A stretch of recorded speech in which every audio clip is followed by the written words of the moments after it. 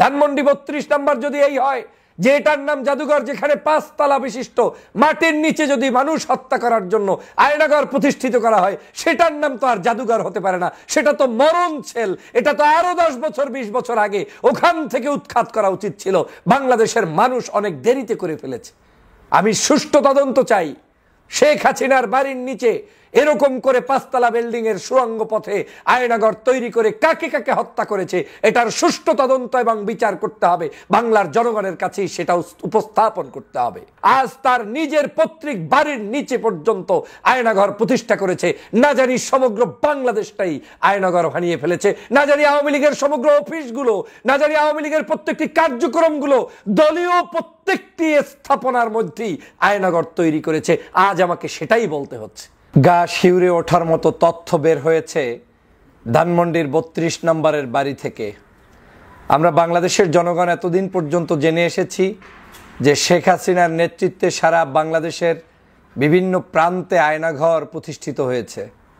বিশেষ করে ঢাকার বুকে গোপন আয়নাঘরে বাংলাদেশের দেশপ্রেমিক নাগরিকদেরকে, যাদের কি শেখ হাসিনা মনে করত যে তারা বেঁচে থাকলে, তারা উন্মুক্ত থাকলে শেখ হাসিনার সকল অপকর্ম প্রকাশ পাবে, তাদেরকে জোর করে জুলুম করে গুম করে সেই আয়নাঘরে বন্দি রাখা হতো। কাউকে গুম করে সরাসরি হত্যা করা হতো, কাউকে গুম করে সেখানে আয়নাঘরে নিয়ে তারপরে বন্দি রাখত। যেমন গত কয়েকদিন আগে, ৬ মাস আগে ৫ই আগস্টের পরে যখন বাংলাদেশ স্বাধীন হয়েছে, তখন ২ জন আয়নাঘর থেকে সদ্য মুক্তি পেয়েছেন। একজন ছিলেন গোলাম আজম সাহেবের সন্তান আমান আল আজমি, সেনাবাহিনীর সাবেক সিনিয়র কর্মকর্তা। দ্বিতীয় আরেকজন ছিলেন মীর কাসেম আলীর সন্তান ব্যারিস্টার আরমান। এই ২ জনকে তারা লোমহর্ষকভাবে নির্যাতন করে, নিপীড়ন করে, পরিবারের সাথে যোগাযোগ না রেখে আয়নাঘরে বন্দি রেখেছিল। গতকালকের আমরা দেখলাম ঠিক একই চিত্র। ধানমন্ডির ৩২ নম্বর বাড়িতে যখন জনগণ গিয়েছে সেই বাড়িটিকে গুড়িয়ে দেওয়ার জন্য, সেই সময় তারা খোঁজ পেয়েছে ধানমন্ডি ৩২ নম্বর বাড়ির পিছনে আপনার যে নিচে ৫ তলা পর্যন্ত গভীর বিল্ডিং রয়েছে, যেই বিল্ডিংয়ের একতলা থেকে আরেক তলা সুড়ঙ্গের মতো পথ রয়েছে। আপনারা ইতিমধ্যেই টিভি চ্যানেলে দেখেছেন, পত্রপত্রিকায় দেখেছেন, কালবেলাও প্রকাশ করেছে যে শেখ হাসিনার সেই বিল্ডিংয়ের নিচে ৫ তলা ভবন পর্যন্ত, নিচতলায় ৫টা তলা পর্যন্ত পাওয়া গিয়েছে। ঢাকার ধানমন্ডি ৩২ যদি হয় জাদুঘর, ঢাকার ধানমন্ডি ৩২ যদি হয় কোনো ব্যবসা প্রতিষ্ঠান না হয়, তাহলে সেখানে কোনো পার্কিং কিংবা সেখানে কোনো ভিন্ন উদ্দেশ্যও তো নেই। আর ঢাকার বুকে ৫ তলা পর্যন্ত নিচে পার্কিং কোন জায়গায় আছে তাও কিন্তু নেই। এবং তাদের সেই বিল্ডিংয়ের সুরতগুলো পার্কিংয়ের মতোও না, কক্ষের মতো, গোপন কক্ষের মতো। সেখানে জুতা পাওয়া যাচ্ছে, স্যান্ডেল পাওয়া যাচ্ছে, হেলমেট পাওয়া যাচ্ছে, পুলিশের জুতা পাওয়া যাচ্ছে, আরও ব্যবহার্য জিনিসপত্র পাওয়া যাচ্ছে। এবং গভীরে যেখানে আরও ৩-৪ তলা রয়েছে সেখানে মানুষ যেতেও পারছে না, সেখানে পানি আর পানি থই থই করছে। যেহেতু বিল্ডিংটি এখন পরিত্যক্ত হয়ে গিয়েছে, সেখানে যে কোনো উপায়ে এখন ভুতুরে পরিবেশ তৈরি হয়ে যাচ্ছে। মানুষ ধারণা করছে যে ওই বিল্ডিংয়ের ভিতরে নিয়ে এমনও হতে পারে যে হাজার হাজার মানুষদেরকে এই শেখ হাসিনা পৈশাচিকভাবে হত্যা করেছে, গুম করেছে, খুন করেছে। এমনও হতে পারে ওই বিল্ডিংয়ের নিচে তাদের লাশগুলোকে পুঁতে রেখেছে, জানাজা দেয়নি কিংবা তাদেরকে পরিবারের সাথে যোগাযোগ করতে দেয়নি। হতে পারে তাদের টর্চার সেল, হতে পারে তাদের গুম সেল, হতে পারে তাদের প্রাথমিক জিজ্ঞাসাবাদ সেল। বিভিন্ন নামে বেনামে আয়নাঘরের চরিত্রটাই সেখানে ফুটে উঠেছে। ধানমন্ডি ৩২ নিয়ে আমরা যারা মায়াকান্না করা শুরু করেছিলাম, এই লোমহর্ষক ঘটনা দেখার পরে মায়াকান্নারই তো কিছু নাই। আর এটা তো ইতিহাসের কোনো পাতাই নাই।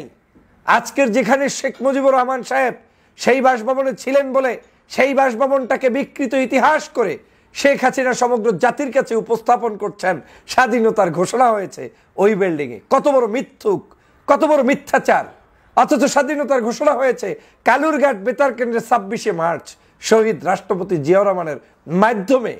দলমত নির্বিশেষে সর্বজন স্বীকৃত স্বাধীনতার ঘোষণা তিনি দিয়েছেন। তাজউদ্দিন সাহেব বারবার রিকোয়েস্ট করার পরেও শেখ মুজিবুর রহমান যখন গ্রেপ্তার হয়, তখন তিনি সেই স্বাধীনতার ঘোষণা পর্যন্ত লিখেও যায় নাই, বলেও যায় নাই, যে কারণে শেখ মুজিবুর রহমান সাহেবের সাথে তাজউদ্দিনের মনস্তাত্ত্বিক দূরত্বও তৈরি হয়। তখন তাজউদ্দিন সাহেব বারবার বললেন তখন শেখ মুজিব বিরক্ত হয়ে বললেন, যাও হরতাল দিয়েছি, এটা নিয়ে আনন্দ করো, এটা নিয়ে ব্যস্ত থাকো, আর কিছু নয়। তো যে লোকটি স্বাধীনতাই চায় নাই, সেটা হয়ে গিয়েছে ধানমন্ডির এখন 32 নম্বর স্বাধীনতার কেন্দ্রবিন্দু। এই সব অথর্ব মিথ্যাচার জনগণের উপরে চাপিয়ে দেওয়ার কারণেই গত 16টি বছর বাংলাদেশের সত্যিকার ইতিহাসে দেশের জনগণ জানতেও পারে নাই, লিপিবদ্ধও হয় নাই। মূর্খ মিথ্যাচার দিয়েই যা বানানো হচ্ছে তাই। যেমন মাঝে মাঝে দেখবেন রাস্তার মোড়ে হঠাৎ করে কোনো একজনের একটা কবর, 10 দিন পরবেন লাল সালু, 1 বছর পরে দেখবেন ওখানে একটা ওরস শুরু হয়ে গিয়েছে। কে কে মারা গিয়েছে তাও কেউ হয়তো জানে না, কিন্তু একটা মাজার বানিয়ে ফেলেছে। আওয়ামী লীগের অবস্থা তাই হয়েছে। কোনো অস্তিত্ববিহীন বাংলাদেশের বিভিন্ন জায়গায় তারা এরকম ইতিহাস বিক্রি করে স্বাধীনতাটাকে পরিবারের কাছে নিয়ে এসেছে। যাই হোক, সেটা ভিন্ন আলোচনা। ধানমন্ডি 32-এ উনি কি করে না করে, পূজা করে না, আনন্দ উৎসব করে না, তাবলিগ জামাত করে না, হেফাজতে ইসলাম করে না, মানে মাহফিল করে না, আপনার দল করে না, কি করে এটা আমার দেখার বিষয় না। ওই ধানমন্ডি 32-এর নিচে কেন, কি কারণে 5 তলা বিশিষ্ট আয়নাঘরের সন্ধান পাওয়া গিয়েছে, এটা জাতির কাছে আজ ক্লিয়ার করতে হবে। আমি এই সরকারকে অনুরোধ করছি, দ্রুত ইনভেস্টিগেশন পাঠান। ওইখানের যে আলামত রয়েছে এই আলামতগুলো সংগ্রহ করুন। এই আলামতগুলো কিন্তু ওরা মুছে ফেলবে। কেউ কেউ বলছেন সেখানে রক্তের ছাপ পর্যন্ত নাকি পাওয়া যাচ্ছে, দেখা যাচ্ছে। আমি যেহেতু এখনো যাইতে পারিনি, আমি জানি না সেই গহীন তলদেশে তারা কি রেখেছে, কিন্তু শোনার পরে এই শরীরের লোম দাঁড়িয়ে যাচ্ছে। কোনো মানুষ সহ্য করতে পারে না একটা আওয়ামী লীগের বঙ্গবন্ধুর নাম বিক্রি করা, শেখ মুজিবের নাম বিক্রি করে একটা বিল্ডিং, সেই বিল্ডিং এর নিচেও টর্চার সেল। আমরা এর আগে শুনেছি গণভবনের পাশে শত শত কবরের সন্ধান পাওয়া গিয়েছে। আমরা এর আগে শুনেছি হেফাজতে ইসলামের মানুষদেরকে লাশগুলো গোপন করে কোথায় আপনার কি বলে ঢাকার বিভিন্ন জায়গায় ট্রাকে পাঠিয়ে দেওয়া হয়েছে, গণকবরের সন্ধান পাওয়া গিয়েছে। আজ আবার এই চিত্র যখন চোখের সামনে আসলো, সত্যি এটা ভয়ঙ্কর। কি ভয়ঙ্কর দৃশ্য, কি ভয়ঙ্কর কার্যক্রম, কি ভয়ঙ্কর আওয়ামী লীগ, কি বিভৎস আওয়ামী লীগ। ধানমন্ডির আজকের এই 32 নম্বরের নিচে যদি এরকম আয়নাঘর থাকতে পারে, তাহলে এই বাংলাদেশের সমগ্র জায়গাটাই তো আয়নাঘর বানিয়ে ফেলেছে। ভাবতে পারেন কখনোই? আপনি কি ভেবেছেন এটা কিভাবে সম্ভব? আপনি কি একটাবার চিন্তা করতে পেরেছেন যে আপনার সন্তান, আপনার হারানো সন্তানটি ওই ধানমন্ডি 32 নম্বরের আয়নাঘরেই আছে কিনা? চিন্তা করে দেখুন, রাজনৈতিক নেতাকর্মী, শত শত মানুষ যে নিহত হয়েছে, গায়েব হয়েছে, গুম হয়েছে, কেউ জানে না। এমনও হতে পারে এম ইলিয়াস আলীকে ওখানে নিয়ে ওরা মেরেছে। এমনও হতে পারে সাগর রুনিকে হত্যা করার পরে তারা এই অপকর্মটি ওখান থেকে পরিচালিত করেছে। এমনও হতে পারে ওই আয়নাঘরের মধ্যেই বাংলাদেশের সেই কুষ্টিয়া ইউনিভার্সিটির 4 জন ছেলে যারা হারিয়ে গিয়েছিল, গুম হয়েছিল, তাদের খোঁজ নাই, তাদের লাশ হয়তো ওই আয়নাঘরের তলেই আছে। কি বিভৎস বাংলাদেশ চিন্তা করে দেখেন। শেখ মুজিবের বাড়ির 5 তলা বিল্ডিং হচ্ছে, নিচে মাটির তলে 5টা তলা, সম্পূর্ণটাই আয়নাঘর। এই শেখ হাসিনার যেই বাবার বাড়ি দাবি করছেন, এত বড় কিছু দাবি করছেন, তার বাড়ির নিচের 5টা তলাই হচ্ছে আয়নাঘর। মানুষ মারার কারিগর, মানুষকে ওখানে কবর দেওয়ার কারিগর বানিয়েছে তারা। এটাকে আবার জাদুঘর বলবেন? কিসের জাদুঘর?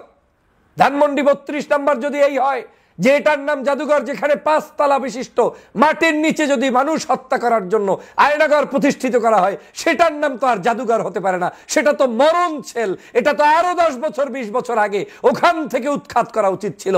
বাংলাদেশের মানুষ অনেক দেরিতে করে ফেলেছে। আমি সুষ্ঠু তদন্ত চাই।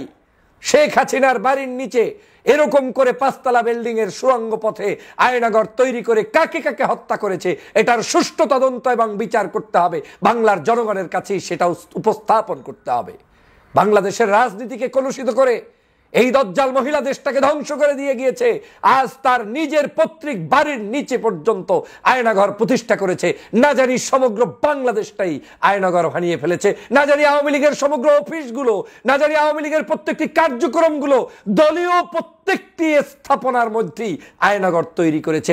আজ আমাকে সেটাই বলতে হচ্ছে। ওই আয়নাঘর ভেঙে চুরে চুরমার করে জনগণ আজকের জনগণের রাজতন্ত্র, জনগণের গণতন্ত্র, জনগণের ভালোবাসার সরকার প্রতিষ্ঠা করতেই এই বিজয় হয়েছে 5ই আগস্ট এবং গত 5ই ফেব্রুয়ারি, যে বাংলাদেশের 32 নম্বরে মানুষ উপস্থিত হয়েছে। অতএব আমাদেরকে এই বিজয় ধরে রাখতে হবে। এই আয়নাঘর ভাঙতে হবে। এই আয়নাঘরের ঝঞ্ঝাল থেকে পৃথিবীর মানুষকে জানিয়ে দিতে হবে যে বাংলাদেশ নামক রাষ্ট্রে আর কোনো আয়নাঘর নেই, এই দেশটা এখন স্বাধীন। মেনে নেওয়া যায় না। আপনার সন্তানকে নিয়ে যাবে, আপনার স্ত্রীকে নিয়ে যাবে, আপনার স্বামীকে নিয়ে যাবে, আপনার বাবা মাকে নিয়ে যাবে, আপনার পরিবারের সদস্যদেরকে ভিন্ন মতের হওয়ার কারণে নিয়ে আয়নাঘরের ভিতরে তাদেরকে মেরে ফেলবে। চিন্তা করে দেখেছেন? মায়ের ডাকের মাঝে মাঝে আপনারা বিভিন্ন কর্মসূচি দেখেছেন, সেখানে বিভিন্ন মানুষরা যায়, নিজেরা বক্তব্য দিতে গিয়ে পর্যন্ত শিউরে ওঠে। তারা বলতে পারে না কতগুলো সন্তান তারা হারিয়েছে, তারা বলতে পারে না তার পরিবার কোথায় গিয়েছে।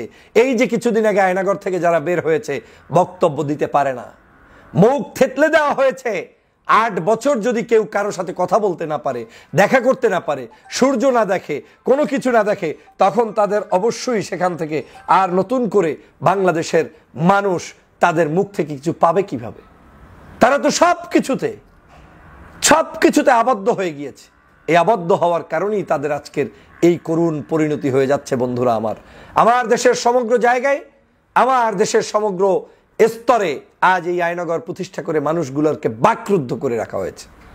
অতএব আসুন, প্রত্যেকটি আয়নাঘরের সুষ্ঠু তদন্ত করে শেখ হাসিনার নেতৃত্বে পরিচালিত এই সকল জানোয়ারদেরকে শাস্তি নিশ্চিত করুন এবং বাংলার মানুষের স্বাধীনতাকে আবারও প্রতিষ্ঠিত করুন, সেই প্রত্যাশা ব্যক্ত করছি।